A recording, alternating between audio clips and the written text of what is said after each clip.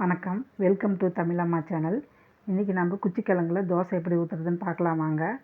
அது குச்சிக்கிழங்க மேல் தோலெல்லாம் எடுத்துட்டு இந்த மாதிரி சீவி கட் பண்ணி எடுத்துக்கோங்க.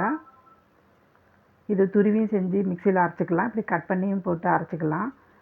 மிக்சியில் அரைக்கிறதுனால நான் பொடி பொடியாக இப்படி கட் பண்ணி போட்டு அரைச்சிக்க போகிறேன். இதில் 2 வரமிளகாய், 1/4 டீஸ்பூன் சீரகம் இதெல்லாம் போட்டு அரைச்சிக்கோங்க.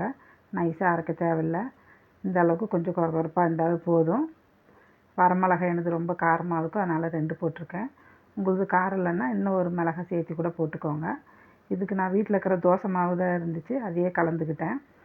2 கரண்டி தோசை மாவு ஊற்றிருக்கேன். இது ஒரு தாளிப்பு ரெடி பண்ணிக்கலாம். கடாயில் எண்ணெய் ஊற்றி கடுகு, பொடியாக நறுக்கின வெங்காயம், பொடியாக நறுக்கின கருவேப்பிலை நல்லா போட்டு வதக்கிக்கோங்க. வதக்கினதை எடுத்து இந்த மாவில் போட்டு கலந்துக்கலாம்.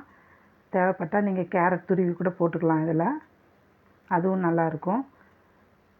மாவில் போட்டு நல்லா கலந்துக்கோங்க. இதுக்கு தேவையான அளவு உப்பு, இந்த மிக்ஸி ஜார்லேயே தண்ணி ஊற்றி அலசி அதிலே ஊற்றிக்கோங்க. ஏற்கனவே தோசை மாவில் உப்பு இருக்கும், இந்த கிழங்கு அரைச்சி ஊற்றுறதுனால அதுக்கு தேவையான அளவு உப்பு போட்டால் போதும்.